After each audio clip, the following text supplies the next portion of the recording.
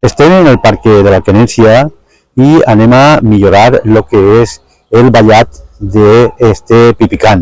Este és el primer pipicant que se va fer en este recinte que considerem sempre el pulmó verd del nostre poble.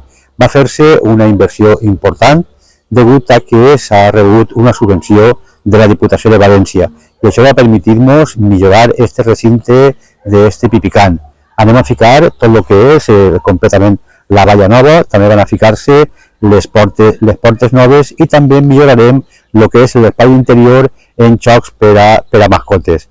En aquesta iniciativa, des de la regidoria de serveis urbans, pensem que tenim que anar millorant a poc el que és l'entorn de les nostres mascotes, que estiguen sempre, i sobretot una reclamació important, una suggerència als dueños de les mascotes. Quan vingueu a aquest parque, un gran parc que tenim, el millor parc que tenim en Alzira, per favor, arreplegueu els excrements de les vostres mascotes i sobretot gasteu el pipicant que està dissenyat exclusivament perquè així vinguin les mascotes, se divertissin i els dueños estiguem així en companyia d'elles.